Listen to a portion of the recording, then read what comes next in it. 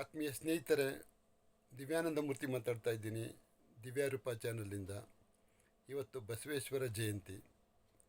ಬಸವಣ್ಣವರ ಅತ್ಯಮೂಲ್ಯವಾದ ಕೆಲವೇ ನುಡಿಮುತ್ತುಗಳನ್ನು ನಾವು ಆಚರಣೆಗೆ ತಂದರೆ ಸಾಕು, ನಮ್ಮ ಜೀವನ ನಿಜಕ್ಕೂ ಪಾವನ ಆಗುತ್ತೆ.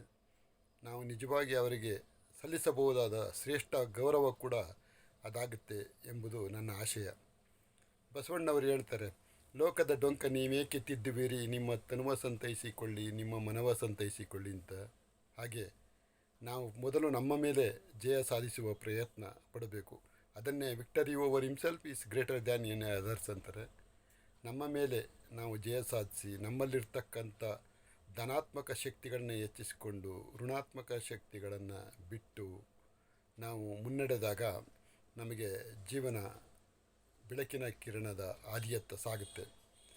ಅವ್ರು ಹೇಳ್ತಾರೆ, ಕಳಬೇಡ, ಕೊಲಬೇಡ, ಹುಸಿಯ ನುಡಿಯಲು ಬೇಡ, ಮುನಿಯಬೇಡ, ಅನ್ಯರಿಗೆ ಅಸಹ್ಯ ಪಡಬೇಡ, ತನ್ನ ಬಣ್ಣಿಸಬೇಡ, ಇದಿರ ಅಳಿಯಲು ಬೇಡ, ಇದೇ ಅಂತರಂಗ ಶುದ್ಧಿ, ಇದೇ ಬಹಿರಂಗ ಶುದ್ಧಿ ಅಂತ. ನಾವು ಯಾವಾಗ ಅಂತರಂಗ ಶುದ್ಧಿಯನ್ನು ಮಾಡಿಕೊಂಡ್ರೆ ಬಹಿರಂಗದಲ್ಲೂ ಕೂಡ ನಮಗೆ ಯಶಸ್ಸು ಖಂಡಿತ ಬರುತ್ತೆ.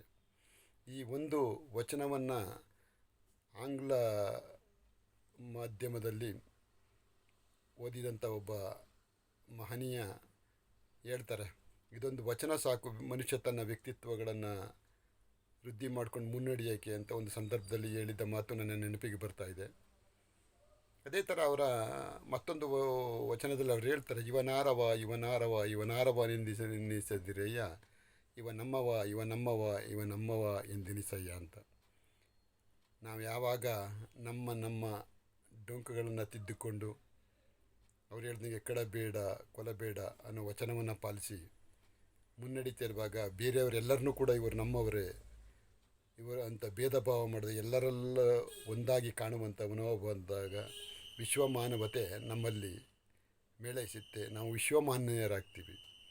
ಅಂಥ ಸಂದರ್ಭದಲ್ಲಿ ಅವರು ನಮಗೆ ನಾವು ದೇವರಾಗ್ತೀವಿ ಅಂತ ಹೇಳ್ತಾರೆ. ಉಳ್ಳವರು ಶಿವಾಲಯವ ಮಾಡುವರು, ನಾನೇನು ಮಾಡಲಿ ಬಡವನಯ್ಯ, ಎನ್ನ ಕಾಲೇ ಕಂಬ ದೇಹವೇ ದೇಗುಲ, ಶಿರವೇ ಒನ್ನ ಕಳಶವಯ್ಯ ಅಂತಾರೆ.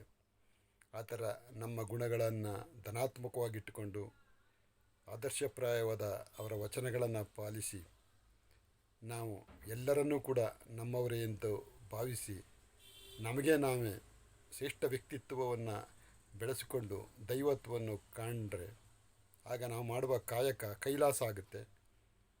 ಮತ್ತು ಆ ಕಾಯಕದಿಂದ ಬಂದಂಥ ಹಣದಲ್ಲಿ ನಾವು ಉಪಯೋಗಿಸಿ ಅದರಲ್ಲಿ ಒಂದು ಭಾಗ ದಾಸೋಹನ ಮಾಡಿದ್ರೆ ಕಾಯಕ ದಾಸೋಹದ ಜೀವನವನ್ನು ನಾವು ಆಚರಣೆಯಲ್ಲಿ ತಂದರೆ ನಾವು ನಿಜವಾಗಲೂ ಬಸವಣ್ಣವರಿಗೆ ಕೊಡುವ ಗೌರವ ಅದಾಗತ್ತೆ ಅಂತ ನನ್ನ ಭಾವನೆ.